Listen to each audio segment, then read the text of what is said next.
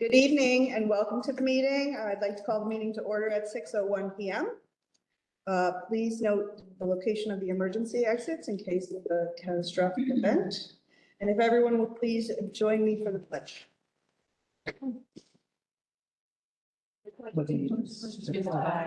United States of America, and to the republic which stands one nation under God, indivisible, with liberty and justice for all.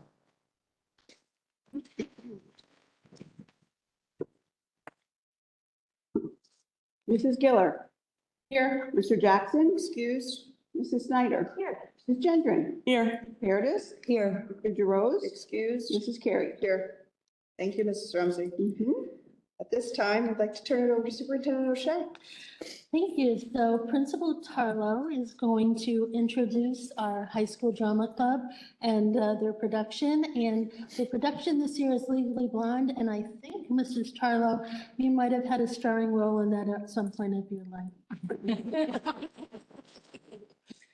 That's my everyday life. Not she should have.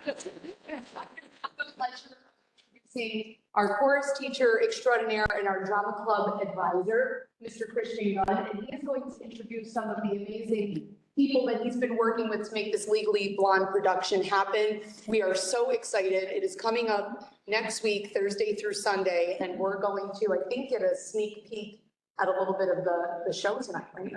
So Hi, everybody.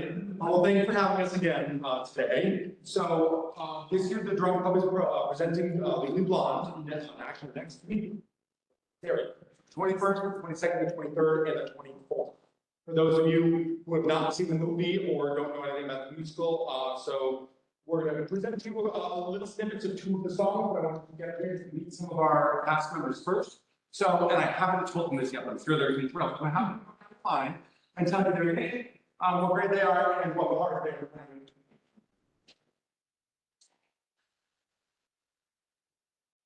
I'm Sam. I'm also in 11th grade, and I'm playing the band. I'm Chloe, and I'm Adriana. I'm in 9th grade, and I'm playing Margot. I'm Paige. I'm in 10th grade, and I play Clark. Hi, I'm Kia. Stan, what grade are you? Hi, I'm Rita. Hi, I'm Rosalind. I'm 9th grade. Hi, I'm Louise. I'm in 10th grade. Hi, I'm Rita. Hi, I'm Corbin. I'm in 9th grade and I'm very Hi, Dad. I'm 12th grade. I'm playing Cohoes. So we've got two different numbers that we want to talk about today. We are, coming straight from rehearsal. Today is our third day in a row of 6 straight days of minimum of 4-hour rehearsals. We get Sunday off, and then we hit next week 7 days. So it's been a long last couple of weeks. They're doing really well so far. But we wanted to tell you a little bit about the musical and let you hear two of the semi-pivotal numbers from the show, so as to not spoil some of the bigger moments. So for those of you who don't know what Legally Blonde is about, or not seen the movie or know the show at all, so Legally Blonde is centered around a recent college graduate as she's graduating college out of Woods, who is the very typical, picturesque sorority girl. She's painted as this kind of like aloof, very vain, very ditzy girl at the very beginning of the show, and you're immediately met with her boyfriend at the time, who's been her boyfriend for a significant number of years. Warner was a very serious individual about heading to law school. And there's right from the beginning of the show, there's a big scene in which where Warner invites Elle out for a big dinner, and she, seeing all the signs that this is going to be the dinner that he proposes to her, and she goes out and buys a ring, and there's this big to-do show beforehand where she goes out and gets a dress, and she's getting ready for the big night, and I don't know what happens at the end. So, good.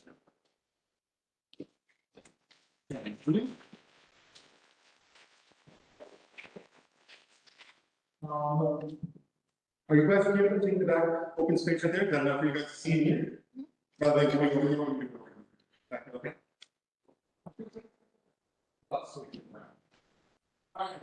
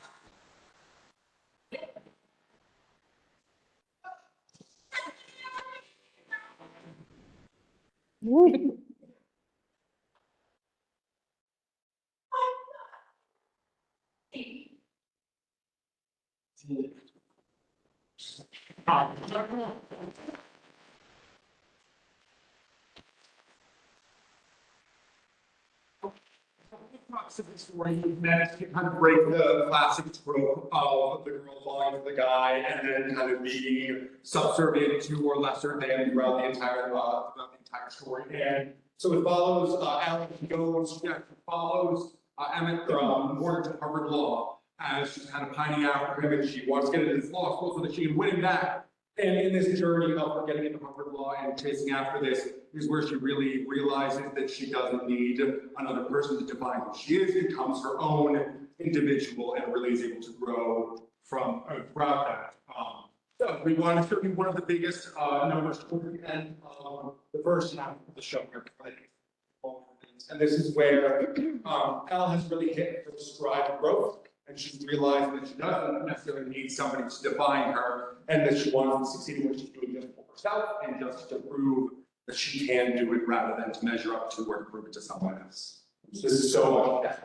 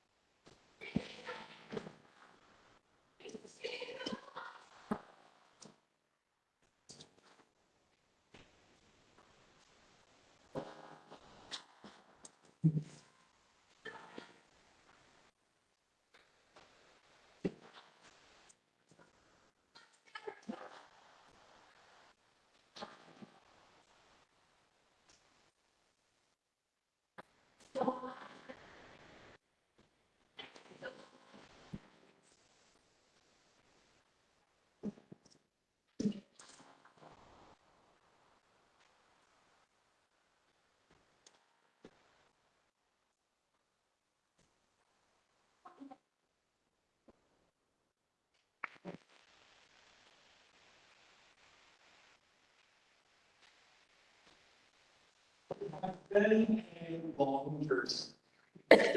We have had some long days, we've had some good days, rough days. This is the most adventurous and daring show we've done in terms of ability. This pushes us vocally, and I know this ain't like we have had many like pseudo come to Jesus moments where we sat down and we were like, this is different, more different than we've ever done.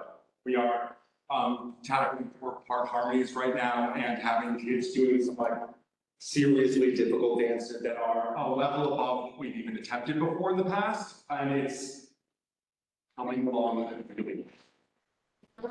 Done while they're done. Yeah, and they're singing while they're actively jumping. So like, it's small, it's a lot. They have been exceptionally, they've been working exceptionally hard to make it happen, and we are excited to see, we are terrified. I have been reminding them for the last like 11 days, we've been counting down the days, and we are now 8 days away. It's scary, but we are, I think we are either ready or like just a step before that. That's the next 4 days, right? 5 days. We'll see each other the next time. So, again, the show is next Thursday, Friday, Saturday, and Sunday, the 21st, 22nd, 23rd, and 24th. Thursday, Friday, Saturday, and Sunday, it is Thursday, Friday, Saturday, my apologies. It's at 7 o'clock. Sunday, it is at 2 o'clock p.m. All of them are at the high school auditorium. Tickets are available right when you get to the door. We're not doing pre-sale this year. It's been a hectic preparation. We are excited, hopeful that all of you are able to come. I believe the tickets have already been passed out, right? So we have provided you all with tickets so that you can hopefully find your way for the show. But those tickets are good for any night. I'll see you there. Thank you so much.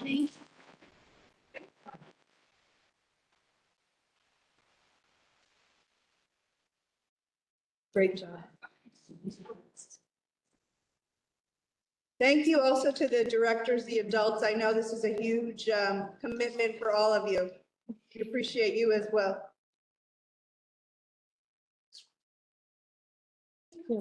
So last board meeting, we heard from our elementary principals on their elementary budgets and its secondary principals this evening. And we're going to start with the principal of Cohoes Middle School, Mr. McFarland.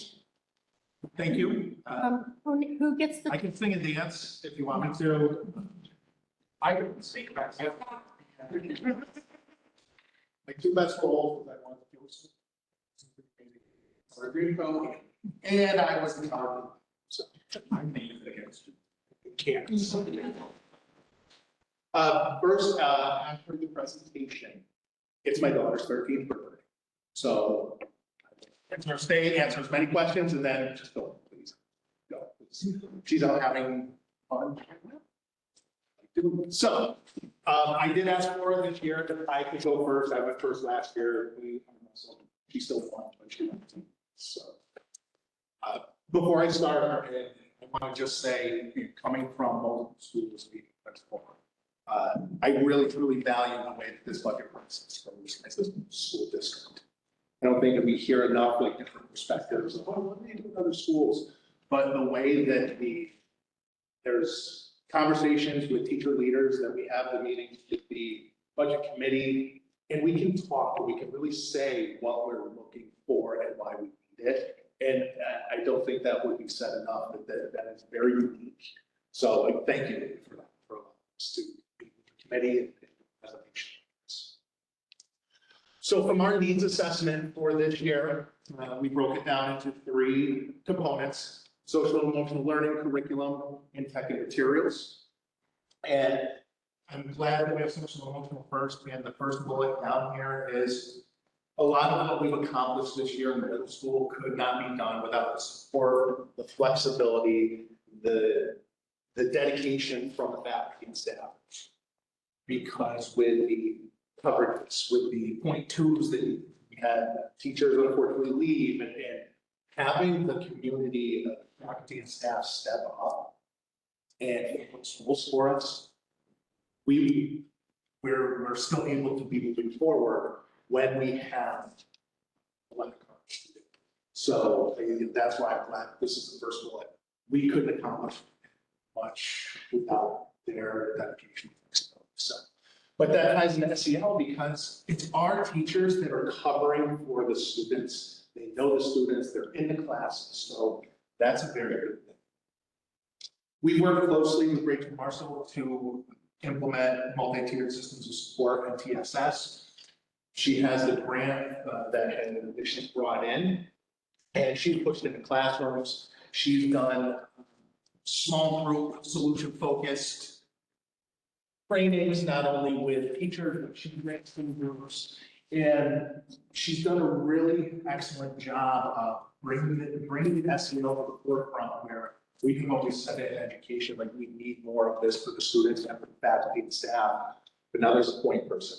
She did an excellent job creating her manual that has all of the resources for Cohoes individuals in there. So we reference that. She works closely with our social worker and guidance department and teachers. So we're very happy about it.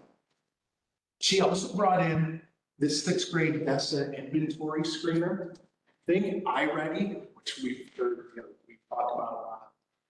But this is for students to self-report how they're feeling with social emotional, social awareness, being able to form friends, things along those lines.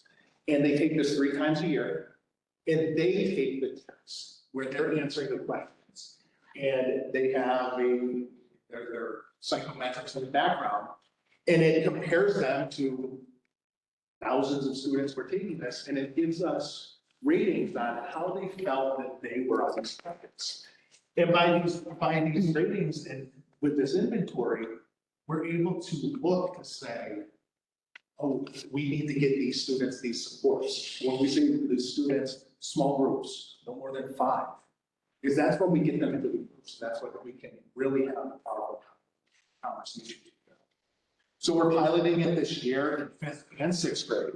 So the good thing about this is next year, the 5th grade information is going to follow kids up. So we'll have something to start with. And then our 6th grade will go to 7th grade. So I believe I've requested that we continue this next year, at least in 6th grade. I'd like to see it in 5th grade. And we're also a No Place for Hate Gold School. This one, fabulous program. It's we're not struggling. The ADL League is having problems hearing back from them. So we've been doing some of our own things that we want to submit to the No Place for Hate because we believe that message. This ties in with our second step. It ties in with FT success. So it's a really good thing to have all through here. That this kind of ties everything up. If you come to exhibition tomorrow, 6 to 7, there's the plug. There's going to be a bulletin board down right. It's created already that you'll be able to fill out something with a statement and staple it to the board like we did last year. It's positive things. That's another one of the place for activities. To become a gold school, you have to do 4 activities. Just for each school, you have to do 3. With curriculum, last year, we had the discussions about bringing in unified PE. I know I'm not going to do justice to the quote, so I have to summarize it. Terry Jenner, who's been a PE teacher here for 10 years, she said that she feels that this is one of the best things that happened to her PE classes since she became a teacher. She's seeing students that wouldn't typically be in PE classes or even classes together. Now they're interacting, not just in PE class, going up to them in lunch, going up to them in different spots, talking to them. That's kind of the idea behind the unified PE. So that's a quote attributed to her. I've observed it, I've been in there. Those students are working well together. You can't tell. If I didn't tell you then what period it was, you wouldn't. We have the next generation science standards that are being implemented. We're having a new test this year, but we also have 4 new labs that needed to be done. We would think that these labs, it's a science thing. These are very intense, very student focused, very, students need to find the phenomena. So it's not like the lab, like maybe we used to do in school, here's this, do the procedure, put this, weigh this, do something like that. They have to make their own procedure. They have to start to do the experiments very little and try to tease out, what are they trying to do? Why this is so important, why this is big with curriculum is middle school science curriculum and the associated assessment hasn't changed in over 20 years. And this is the biggest change that has happened. I'm going to talk about a little bit of tech and materials about this also, but this is also changing the way that middle school is teaching it now. And it's now better aligned through New York State to help when the students get to high school. For something as simple as in the middle school, students could use the digital scales. They have to use the old triple beam balance system. They made it to high school, they can use the digital. So there wasn't that that continuity. Now there is. Now it's more aligned to national standards. It's more aligned to what they'll do either if they go to the environment or side, depending on the section they go to. So this is a big change, and that's a 3 through 8. Starting 6, 7, 8. Last year, we talked about we wanted to look at how to implement common writing assessment. I put for all honor selection, but we're going to do it this year in 6th grade. After our 6th grade assessments are done, maybe about the middle to end of May, we made a writing component because what I heard from teacher leaders in 7th and 8th grade when students are coming up is we have iRead, we have DESI, we have some other measures, but we don't have really a measure of writing. How can they do with writing? So what we're doing is utilizing the teacher leaders in the departments. We're also starting to dip into AI. How we can create a very strong writing assessment that has good grading practices, blind grading, so we don't know who it is. That takes out the bias of, oh, I know this kid. So that, hopefully the consistency, a strong rubric. And we want to start this in 6th grade this year and then see what the results show. How does it compare to what we're doing? And then one last thing, the curriculum, we did have the change in the technology teacher this year. So the new teacher that came in, it had, and we went from more of a traditional, starting to get into a computer technology-based program, into a STEAM-based program that's also heavily based on entrepreneurship. So some of the things that we've been able to do in the short time that he started, which was November, his first concept is he had the students design and research their own album cover. So now we're talking music. Now we're talking art. They had to draw it. They had to do something with math to figure out how much would this cost. They did trebuchets. The old fun stuff that we were. Right now they're doing a food truck.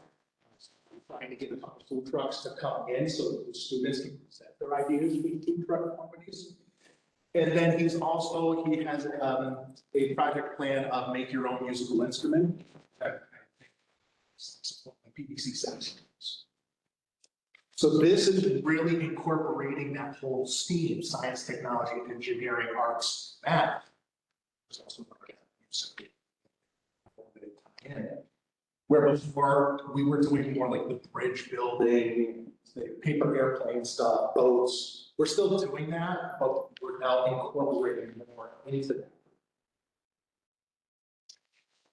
With the technology materials, Katie Flynn / Katie Rumsey came to me and said, we need to get our E&L students their own books. And I was like, yeah, absolutely, let's buy them. Amazon has everything. It was one of the hardest things to find books in native languages. We put the Outsiders in Spanish in, thinking, okay. They came back $1,200. Because we didn't put it in under the Spanish title of the book. So it just took us a while to get that, but Katie was able to order a lot of books in native languages. When the students saw these set up, not only the teachers talked to them, but up in the E&L room, there's kind of a calming corner with books in Ukrainian, Portuguese, Spanish, Russian. And it wasn't only the books that we read here, but it was free read books. Like that is, that's something that I have tasked her to say, keep doing this, keep bringing in more books. We're currently in the process of researching new 3D printers for STEAM. Researching 3D printers is difficult because one day you get the best, you look at the best one, it's research, or they have a whole standard one with all the things. So it's one of these days that I'm just gonna have to say, buy this. But with 3D printing now, with the advent of AI, starting to look at things along those lines. What we will be able to do and what the students will be able to do, what they can create.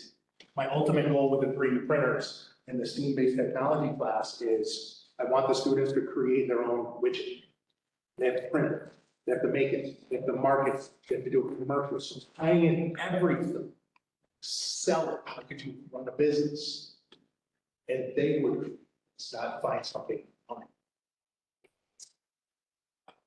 Dedicated Chromebooks for grade levels. We've now started to get more Chromebooks that are staying in the grade levels. We're still one-to-one, but now each special educator in 6, 7, and 8 has their own classroom set. Why did special educators? Because each grade level has 2 dedicated to each grade. So I know it's only 14, 16 of them. That makes a difference throughout the day. Because if a student, it's the charge numbers. And we don't have any extras in the office. So charger, now they can go to the grade level within the teachers and they can have access to the Chromebooks. We also ordered some more iPads, the little mini ones, to help with our E&L population when it comes to translation.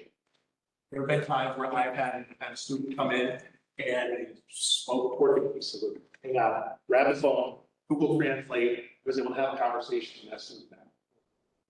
The iPads are given to the students in their E&L classes so that they can have conversations with the teacher now, because they'll type in the iPad what they need, the teacher takes it. It's starting to break down that way.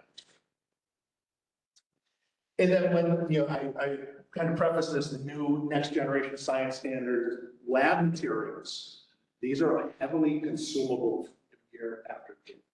Where before, again, triple beam balance, those were kind of common, but now we have to replace all of that with digital. Now we have to get more consumables for these labs that are more inquiry based. It's the right thing to do with the inquiry based, and it's also with the capital project. It's a good time for them to clean their classroom, get rid of, let's see, I think there was about 30 to 40 unopened VHS tapes. So if these VHS tapes, let me know. I got plenty of that, but these have been there. So now we're turning over our stock, so to speak, and getting upgraded and getting things. Sure. So here's our numbers, projected enrollment for next year. Projected numbers right now, these were as of, I believe, full date is February 1st. So current enrollment, student with disabilities, and our E&L population. Next year, as it stands, when we did the poll, we're slated to get 31 less students in the middle school, but the same number of special ed students in the same number of E&L students. That's the population. So even though we're saying, okay, yeah, there's going to be a smaller cohort coming up, approximately 122 coming from 5th grade to 6th grade, where we're having 27 students go to the high school next year with an IEP. We're having 27 students come in. So yes, our numbers are getting smaller, but our needs are, I'll say, increasing, but they're and double check those numbers. Check them. Well, and one point, it's nice as we look at this, but this past summer, I'm hoping was a little bit of an anomaly, but we had 34 6th graders register open summer. So we're hoping to stay a little bit more reasonable number-wise, just because we love having kids come to us, but it's a living space issue. Usually we plan on a 10% increase, so 10% next year. So right now it's projected 122, so it would be about 134. Okay. We went from 70 this past summer in 6th grade. I can't wait. So.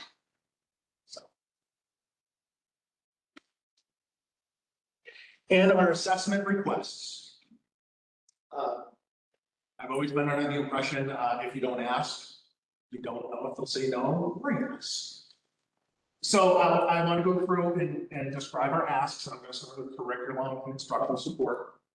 I can't say thank you enough, I haven't said thank you enough to my name, but for the board, when we were able to get the other sixth grade teacher, that has had a huge impact on sixth grade programmatically, class size, being able to do different things. It wasn't funded through ARP. I understand that next year, the projected numbers of sixth grade are lower. But I still put in for an additional sixth grade teacher because every study that we can read tells us that the biggest, hardest transition isn't from 8th to 9th grade. It's from 5th to 6th grade, or from that elementary to middle school. So by being able to keep that extra teacher there, we would be able to have some smaller classes, we would be able to have some more intense interventions, do some different things with scheduling in sixth grade that with, say, AIS or enrichment that we haven't done before. Possibly start to bring down some sixth grade electives. In sixth grade, the schedule is, here's your schedule. They don't have a choice. If we have this extra teacher, maybe we could do some kind of elective courses. Get them excited about sixth grade. The next one is a 1.0 social studies teacher. This is the weird part. The teacher themselves, the position. It currently is a 0.4 middle school, 0.6 high school. I believe you'll hear shortly from the high school that they're going to also put in for a 1.0 teacher. Not only next year in seventh grade, because we have a mixed impact in seventh grade next year, projected 170 students. But if we stay and say, okay, yeah, you have a 0.4, now it's kind of a 0.8, because in the budget, there's always 2 0.2s that are in there, so this is like college week. But if we left it as a 0.4 and didn't have anyone do 0.2s, the likelihood of finding a 0.4 social studies teacher, today, we're looking at the loss, there was over 650 jobs posted. Now, that's not social studies teachers. That's from Albany up to Lake Placid. So before there's going to be somebody looking for social studies. They see 1.0 versus 4. And although we weren't able to fill the extra 2.2, so there's the 0.4 that we have comes up in high school.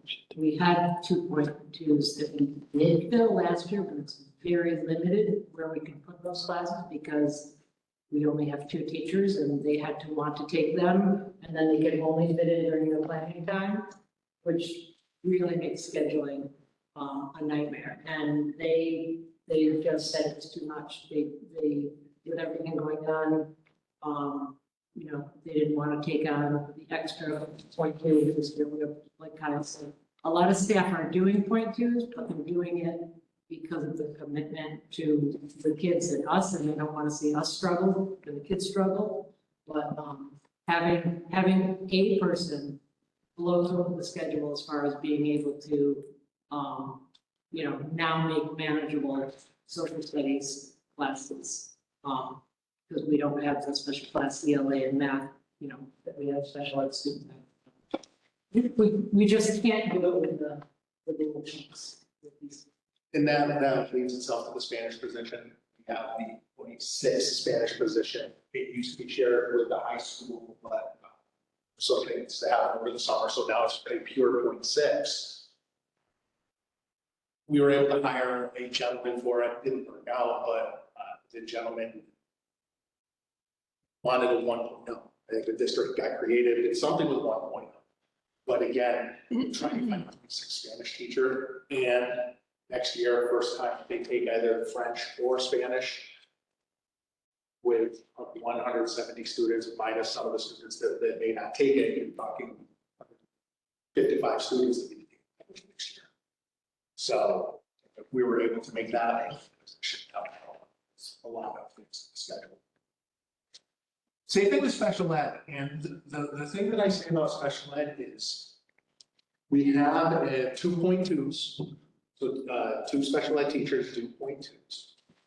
The one thing that we don't think about enough with special ed, and this is something that's near and dear to me, is that with schools that, I'm not saying don't have enough special educators, because you just don't want, you know, an overabundance of them.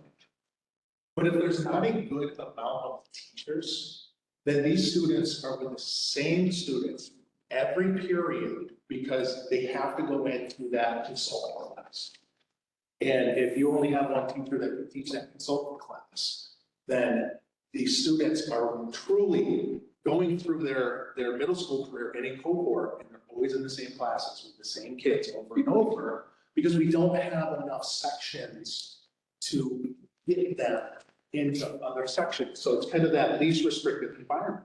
That's what we're supposed to do. It is the right thing for all students. But sometimes we just need to be able to split them up. By having that 1.0 special educator, that would give us 3 more sections. You could get creative. It could be more than that if you did like an every other day of where the students could actually get more supports, lower the special ed numbers in totality in each class. So instead of having 15 special ed students in one class, you can almost split that and out of a class of 25, now it's 7 special ed students, 8 special ed students. You can do another section. And then the last one, this is actually a brand new request this year, looking to increase the unified PE. That's why I put in for a go-to PE teacher. We were able to make it work in the schedule this year, and it's great. It's never going away. Another teacher would actually be able to help us have more flexibility of when and where in the schedule we have. Currently, right now, it's right at the beginning of the day, because that's where it fits in their schedule. We were able to have another section. We could have, like I just said with the special ed, they're not all in the same classes together. When you say special ed, are you talking about learning disabilities or like special needs, like real special needs? It can be anything from a learning disability or overload. Because I know for me, that's one of the reasons I'm here, is my son's been overloaded, and I've been fighting since September, and I just got my services now. And I like to be told we don't have enough teachers to help. We don't have enough teachers to help with special needs. So I'm gonna just stop you, and I appreciate your passion, and I'm glad that you're here. There's a time on the agenda that you'll have a chance to speak, and I want you to be able to have your full amount of time. Okay. And I want Mr. McFarland to be able to finish his presentation, so if you don't mind waiting. Thank you very much. So the building support, the next session, the section we break it down into is we'd like to continue the use of the in-school support room, which is currently 1 TA. We still can't find a teacher aide. We've interviewed many. Some of them have to make offense, some of them dropped out, some of them are off for else. This is funded through ARP. You know, ARP ends September. Exactly. And then the last part of our triangle of needs is the social emotional support. Maintaining the dean of students, it currently is funded through the ARP. For the maybe 3 years previously, Mrs. Plato did a fabulous job, had the opportunity to go back into social work. Now we have Mrs. Havens in the dean position. Mrs. Havens continuing the work that started, and we need to continue. And the other one is in our ERP, we had what was called social emotional coach. The board will be addressing something on that tonight on the agenda. But what I would like to do with that is convert that into another second social work. The need for social workers in student is getting larger. When you have social workers that are invested in school, invested in the community, and know how to be a social worker, and the supports that they can give to the student, not just academically in the building, but also that connection to help with the academics would be paramount. I don't want to say anything is more important than the others. But down here, I think what are you had 2 asks. I would say certainly the dean. Social work. That's how passionate I feel about getting support for all of us. Yes, I know, I talk about Spanish and special ed, that does help me very, very good portion of our students. But this brings. This is the 4 slides, right? Yep. Oh, no, sorry. Our enrollments, our clubs. You'll notice that we are down 1 club this year when we took, when the technology teacher changed. We did not have anyone that wanted to continue with a technology club for this year. There were some people when I put it out, but no one, I tried to recruit some people. Hopefully we can bring that back better, stronger next year. One of the clubs that we do, the robotics club, we now transitioned into what's called X robotics. We used to do Lego Mindstorm. My daughter almost made nationals and they used X robotics, and I was able to get the Lake George coach in contact with Mrs. Duff, because Mrs. Duff was a robotics. So, there's funny enough things work like that. So, but that X robotics, I told Mrs. Duff, if I ever create another club, I would like to do one of those water. So we don't have pools. I know that's what you think, but it's, you make this submersible that you have to, it's great. It's mind blowing what students can do with these robotics, these kids. So. But these are the same clubs that we had last year, minus the technology. And our numbers are very strong. I'd say they're maybe a little bit above where they were last year, but we usually have a very good, consistent number of students that go through. Thank you, Mr. McFarland. Any questions? Okay. Well, you get on home to that birthday celebration. What kind of cake? What kind of cake? But again, thank you for the process. Again, I don't think you hear that enough. This is a really good process. So, thank you. Appreciate that. Thank you. Thank you. You're welcome. Okay, good evening. I'm going to walk you through a few different things about the high school, but certainly as a dialogue, if you have questions, I mean, these are highlights. There is so much going on, and I try to keep open communication always with Superintendent O'Shea and everyone to kind of showcase what's going on at the high school. But these are some things that stood out with Assistant Principal Brown and myself that we wanted to share with you tonight and to highlight. And I want to start with building culture and climate because we truly believe, and I babysat Heather Brown. Okay, a lot of people did, right? Yeah. Hey, no, that's so sweet. So her coming back to the high school was really exciting this year because going on to the 3rd assistant principal in a 4-year principal track, it was nerve wracking, and now we have another, energy coming in, and are we going to align? But we're step in step with what we think is important. And although we differ maybe in our delivery of things, our philosophy of education and how kids learn and what's important in a building culture is spot on. So if we don't have the foundation of a happy school to come to every day for kids where they like their teachers, the teachers like each other, the admin gets along with the teachers, the parents can call and it's safe, and to me, that's really important. If those things aren't there, then you can't build on that foundation, and learning is ultimately what we're here for, right? But it's really hard to learn when the environment's not right. So we focused a lot on, and I have to give kudos to Ms. Brott for bringing some fresh ideas, which is always exciting, and looking at things that are necessary. If the halls are chaotic, how can learning take place? If kids have their cell phones out, how are they paying attention? Right?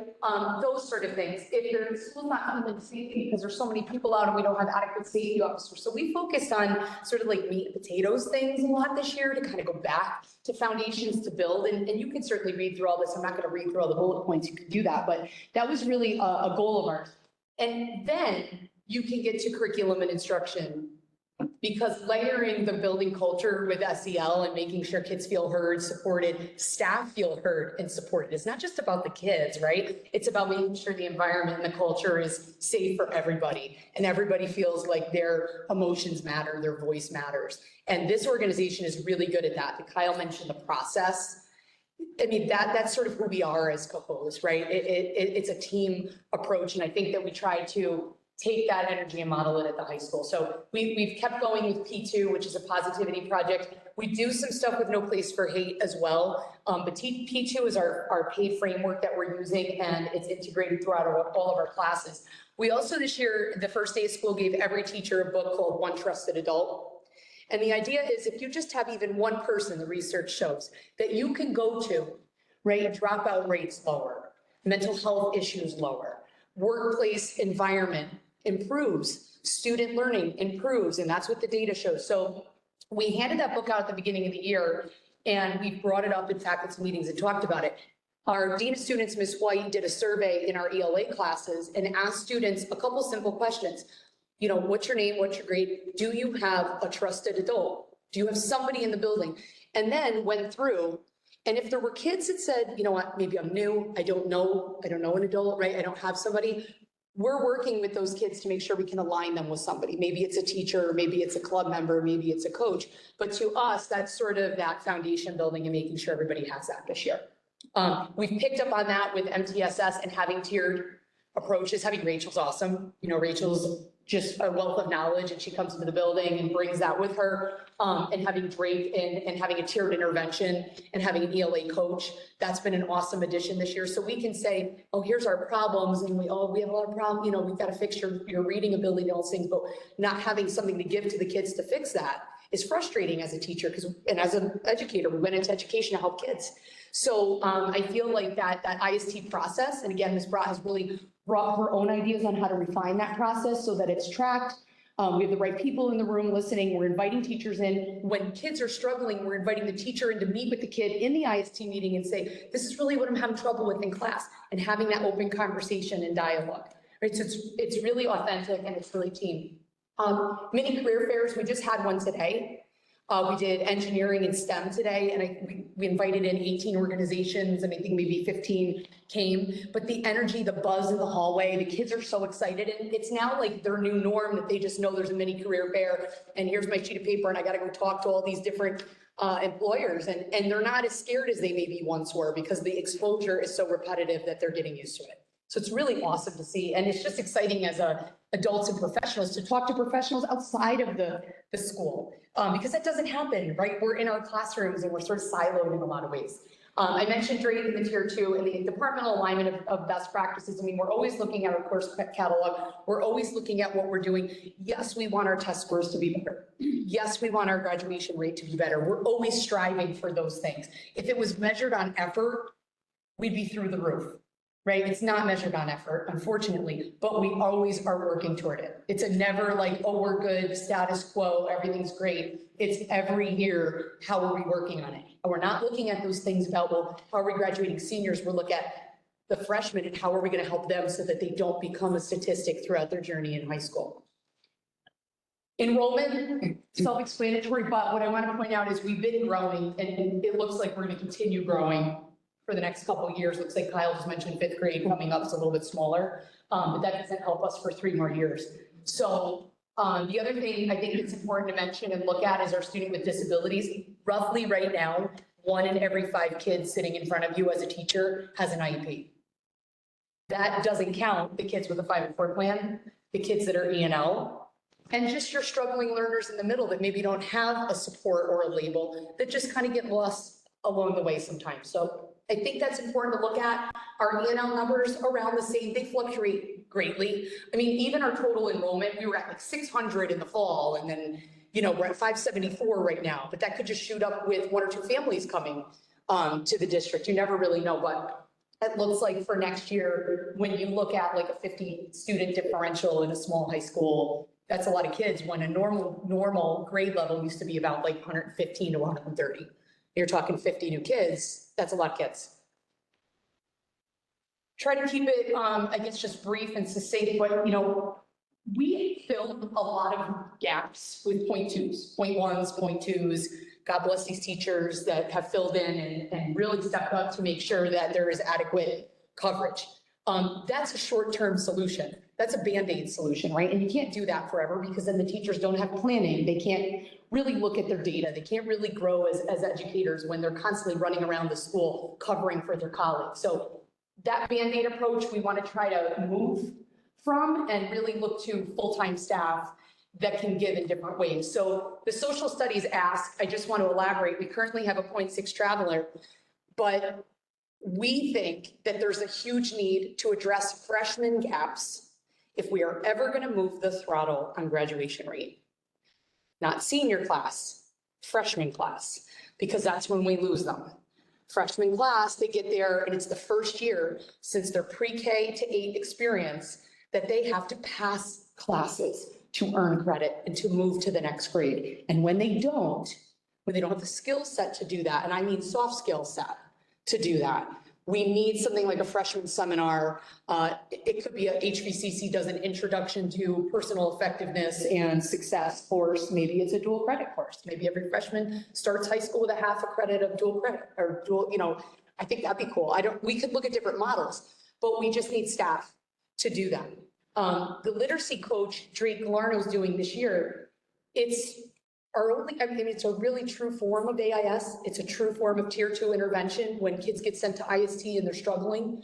We don't have iReady at the high school, though Dan and I have talked about it at length, and it may be a good fit at some point next year to really look at getting some iReady at the high school. But our really only true form of AIS, other than what teachers are doing to help students outside of their classroom, is what Drake's doing. And Drake is pushing in, he's pulling out, he's working with ENL. I mean, he is doing diagnostics, he's doing a lot of really cool things that we've never had, or since my time, since 2016, that we've never had. So I really would love to keep that position. It's brought great value to the high school. The SPED department, as you saw, is growing rapidly, and we've had to farm out 0.7 FTE in overage this year. So really the differential will be 0.3 to get me a whole additional SPED teacher, which I think is going to be necessary just to cover the size of the classes coming up. I mean, that won't really give us any extra. That'll just be to meet the needs of resource, consultant, and other legally binding supports that students have to have on their IEP.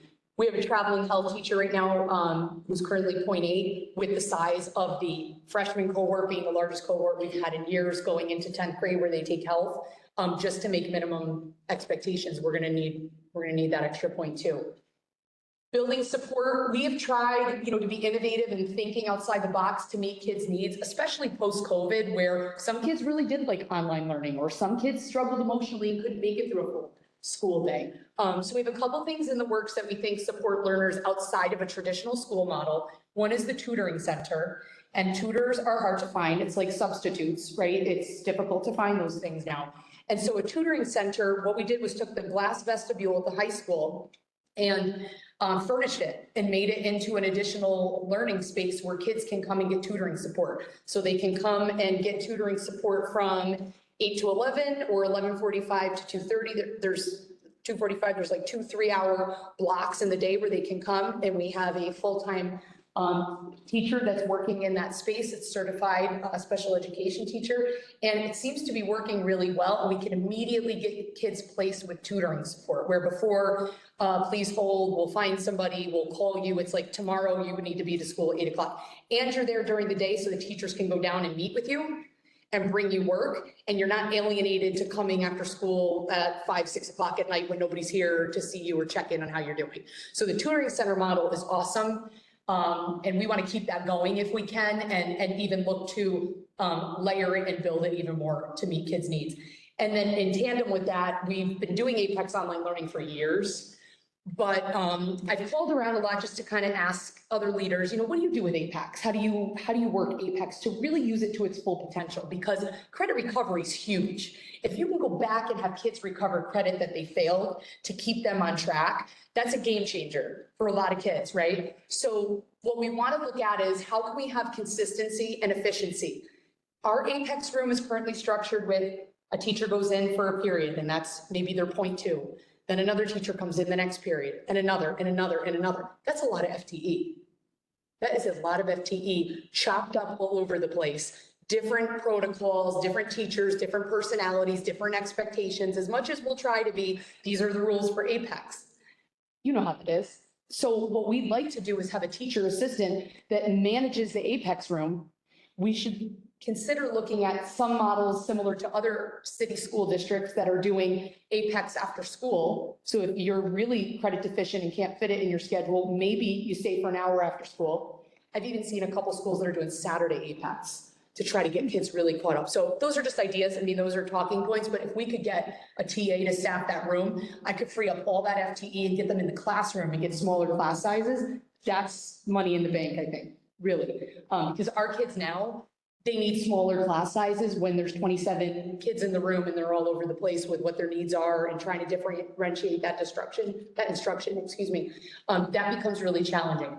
Our Dean of Students, Gabe White, she's a rock star. You know, you have a position and then you have a person, and we're lucky we have both. I mean, she's just fantastic. She's on the 3rd floor in the thick of it. Between her and a fully staffed safety and security team, it's so different.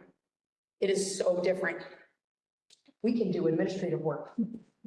We can be in our office and have meetings and talk about instruction and curriculum because we have time to, because we have Gabe, we have security, and we have set that foundation of rules and expectations. Heather just brought this hall sweep thing. I don't know how much the kids like it, but I just think it's the most fascinating thing. So Peggy and Dan have seen this when they come in, and we'll get on and say hall sweep, and now we've progressed to invisible hall sweep. The kids don't love it, but it's kind of entertaining to watch when we call a hall sweep and they're all swept to their classes, but it gets them to class because we've had a historical issue with kids being late to their classes, and having Gabe up there and having security and having expectations gets kids in the classroom where learning happens. And then just using basic things like threshold, 10-10 rule, and other expectations kind of keep that all safe too. Lastly on here is our club enrollment. Club enrollment's always tricky, right? Because there are clubs that it's like drop in, come to this club, come to that club. But what the numbers that we captured are the kids that seem to come regularly. There could be more kids on a given day or less kids. But according to the advisors, this is what they're pulling in for numbers on a regular basis when they're meeting. We have lost a few clubs over the last few years. I think engaging kids to stay after school has been a little bit challenging. Good news is we have the weight room, so we're engaging kids there, and kids are going to the weight room a ton.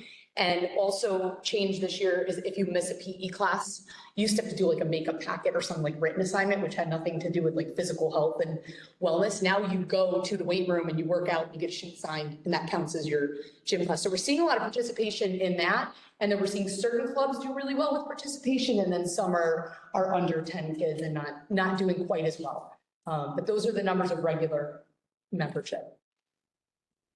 And I think that's all I have. Thank you, Laura. Any questions, comments? So just as a reminder, we've now heard the highlights and needs assessments from all the schools.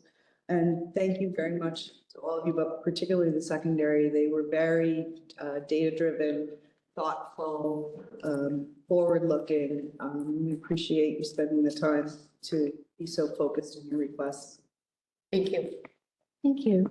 And then next week, we'll hear from instructional technology, facilities, special programs, and then Jeff, you know, athletics. He had to move to the next board meeting as well. While Laura is here, I just want to mention something about the curriculum guide, just so that we can kind of talk and brainstorm together. So Cohoes High School for the past 2 years has had a fabulous curriculum guide, great pictures, very in depth. So it was brought to our attention through a board member that a parent reached out and was concerned about the timing, that the curriculum guide was sent to parents after some of the students had already been scheduled. So first of all, when the counselors sit with the parents and the students, they do go over the curriculum offerings and any new offerings. But in talking to Laura, we're going to change our timing so that next year, that won't happen. We usually do the new course proposals as part of the needs assessment with the budget. We're going to move the new course proposals earlier so that they can be, if approved, included in the curriculum guide. And then that way we'll be able to get the guide out there sooner. And then hopefully, even by curriculum night, I don't know if you want to add any. That would be the goal, is if we can move the whole process up, to get the new curriculum guide, even if it's just digital at that point, out to families, for the night of curriculum, which is the end of January during Regents Week usually. And then we begin scheduling in early February. So the timeline hasn't worked and that we can get it out in time. We try to get it out as soon as possible after that. I can tell you that the counselors know any changes that are coming down, so when they're meeting with families, they can still speak intelligently to that. But families just don't have that hard copy in front of them, which is really nice. And so right now, we sent out the new digital version. We have a few revisions that I'll meet with Mary Beth Galarno on tomorrow. And then the idea is to get them to print, because I do think there's something nice about a tangible curriculum guide. Maybe it's old school, but just to look through it with your parents and say, look at all these cool classes, and to really market the high school's offerings in a print guide, I think has benefits to it. So the idea is to slide everything up, get that out by curriculum night, make sure parents have it in their hands so when they start scheduling in February, everybody's on the same page. Thank you. Thank you for being responsive to that. Yeah. So just wanted to go over a few upcoming events. Kyle talked about middle school exhibition tomorrow night, always a fabulous night. We know about Legally Blonde. So Point Break, Rachel talked about Point Break earlier at a board meeting. That's where our 9th graders are going to be meeting together. So that's coming up. I want to talk about something that happened last week, though. I think it was last week. It seems time flies so fast. All 3 of our elementary schools, Jacqueline and Cliff, was Career Week last week. All 3 of our elementary schools held a Career Week last week. Fabulous, a lot of presenters, a lot of information for students, and I want to thank the elementary principals and your staff for all the work that you put into this, so thank you. Thank you. I'm done. Mrs. Mackey? Wait a minute. I almost forgot. How could I forget? Mr. Martinelli has something to say. Very, very brief. This is the time of year that we start working towards our district-wide summer school planning. We were able, we didn't really, we weren't sure if we were going to have the money, but we do have some remaining funding through ARP, so we're going to dedicate that. And so we're starting to work on Summer Learning Academy here at the middle school, Summer Success for the elementary school, and the high school summer school. In the near future, you'll see some postings, and that's for the coordinators of each program. So we'd like to get those posted soon, sooner than we ever have before, because we want to make sure that we, grab up the right people, and we want teachers to be able to be, have a vacation, but be able to make their decisions. So, Thank you. Just a two quick updates. We had the results from the audit RFP, or external audit. We had 2 firms respond, so the recommendation will be on the next agenda. And we have 4 RFPs out for the construction project. It's services. They're due on the 21st. So the preliminary contracts went to Gerwin and Filazzo. I have notes back. So hopefully that will be able to be acted on for our next agenda as well. I am trying to organize an audit committee meeting within the next month or so to go over the annual risk assessment, because it wasn't ready in the fall. But I don't have any potential dates yet. So audit committee members expect an email with some dates in the next 30 days or so, just to close that loop. Thank you. Questions for Stacy? Okay, thank you very much. Does the board have any discussion of agenda items tonight? From the community, any discussion of items that are on the agenda? Karen? I wanted to be sure to comment on Draco Long's position. What I was talking about. This has really been engaging. My high school was there. He did Corey Prairie, who is the school psychologist who works so hard. I feel like I want to say we should go and fix it, but he already has done it because he's running around all the time working with it. And the two of them have met with me about several students that they have concerns about that if with appropriate for special education, and so that we go discussion about how do we yeah, after discussion. They got and we actually are looking forward to high school students, which is very rare because the two of them have been so concerned and so dedicated to kids and finance with them. So I just wanted to be sure that you know that they're doing a fabulous job in this position. Thank you.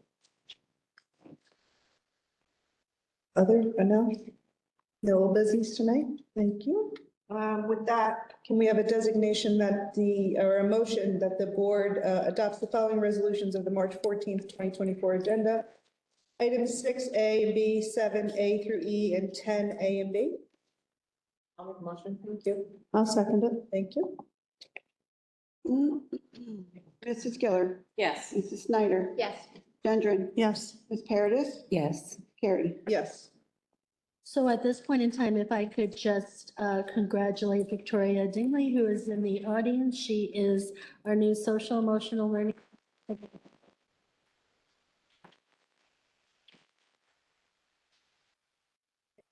welcome.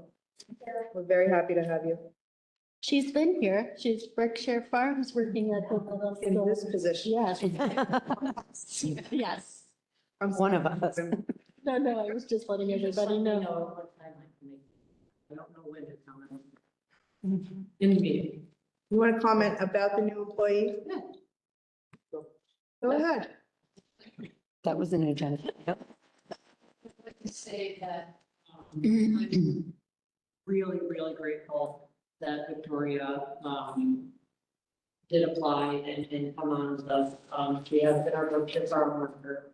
I will say that we have gotten to a point, we've had some really great Berkshire workers. We've had some experiences where it hasn't been great. And we've always worked with the leadership trying to find the right person. And we were at a point where we were almost ready to say, we can't take the resource anymore because it's not benefiting us. And then Victoria came in and she is just an absolute workhorse. And I know I always go back to, when we had our wonderful worker Kayla Cole here, who was unfortunately taken away from us.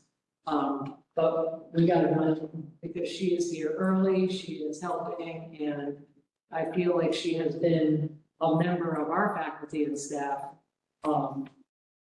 like right from the day she walked in here. She helps with the kids, she's in the team meetings, she's making sure the rosters are getting run around for coverage, so we got another workhorse, and I'm really, really excited. So, Thank you. welcome. Please understand that if anybody at this table could say anything, but that's probably the highest praise you'll receive. Thank you again. We also want to thank the Tri-City Valley Cats for the Education Day tickets that include food, and the Cohoes Waterford Elks for their PBIS donations for all 5 buildings. So thank you for those donations. All right, so comments from board members on anything not on the agenda tonight? No? Comments from the audience about anything that's not on the agenda? Oh, Jacqueline, sorry. Go ahead, sorry. I just want to say as a parent as well as principal in the district. I just wanted to comment on high school. We talk about the climate and culture that's happening at the high school. I wanted to comment on the great activity they had Friday evening that was sponsored with their PTO, the dodgeball tournament.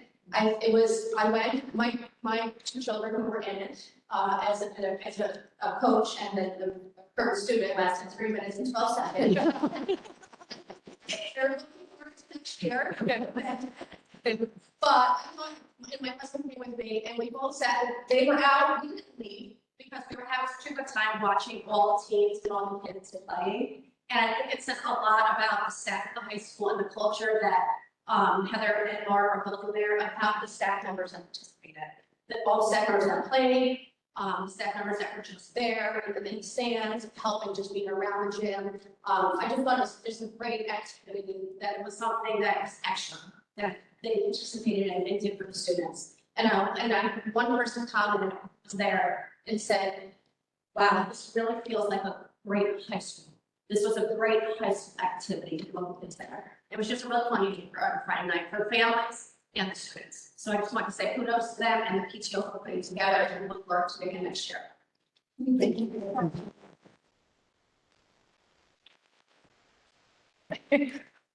It was a great time. I will second that.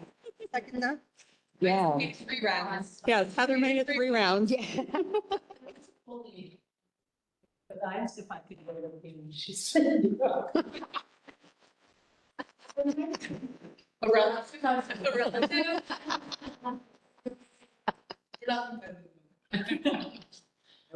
We are. Thank you. No policy tonight, and dates for future meetings, March 27th and April 10th, both here. Budget updates, right, at those meetings. Look forward to that. No executive session tonight, so if no one has anything else, can we have a motion to adjourn? I will make that motion. Very good. Second, please. I'll second. Thank you. Mrs. Giller. Yes. Snyder. Yes. Mrs. Griffin. Yes. Paradis. Yes. Carrie. Yes. Adjourned, 13 p.m. Thank you, everyone.